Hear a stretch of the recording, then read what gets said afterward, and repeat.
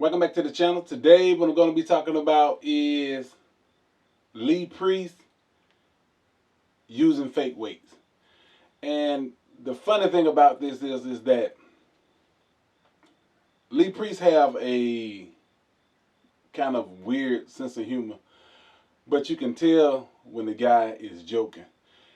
And it was apparent when he first made the video that he was being funny. It was a joke. And it seems like a lot of people missed that point, and they missed the fact that it was a joke. But you can tell by the guy's demeanor and what they was talking about, and how the weights was so heavy that it knocked down the lights. And then at the same time, they was telling you about the boards that were up there was not the best type of material up there to be holding weight anyway. But even with the way he handled the weights, and he's done this before with those same weights. And that goes to show you that people will believe a lot of things if this person is like a credible type person. He's a professional bodybuilder, so people naturally assume that this guy have this tremendous amount of strength and able to do any kind of lift because of the size of his arms. When again, the strongest people are power lifters, which are not that big. Now, if the bodybuilder roots, like Ronnie Coleman was rooted in powerlifting first, then naturally this guy gonna bring that strength to bodybuilding. Lee Priest have always been a bodybuilder and never was really concerned about how heavy a weight was. If you just looked at some of his old training footage and the way he trained, you could tell that the guy really didn't concern himself about real heavy weights.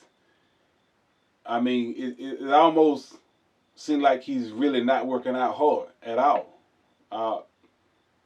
He just had that lax way of working out, but it was a smooth way of working out. It was a bodybuilding type way of working out because the guy's actually working the muscles and not concerned about trying to build a certain amount of strength. Now, again, power lifters, their strength is engraved in their tendons.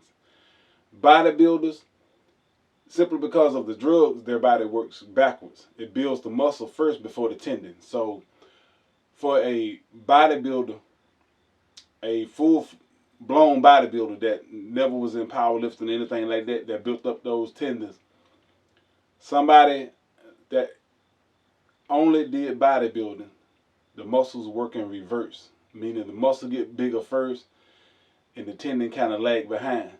That's why you hear a lot of them tearing muscles off the bone and stuff like that, because the tendons are so weak compared to what the muscle is. Now, you're not going to find many bodybuilders risking themselves, and the ones that would do it normally would have an injury. But most of them are not going to risk themselves trying to lift tremendous amount of weight when they know that their bodies really is not designed to do it. And at the same time, those heavy weights are counterproductive in building their self up. So if you look at the video, just look at the video. I know Nick Strength and Power, that guy, I know he brought it out, and it appears that he was even fooled about what, if you just watch his videos, you can tell that the guy just got this offbeat way of being funny. And this particular video on the 221-pound strict curl, which was not a strict curl, at all, because he didn't have his back up against anything. But perhaps that got by Nick's Strength and Power, and he really didn't pay much attention to it. But you can hear the weights when he put them down. Also, when he's lifting them, that they were not real.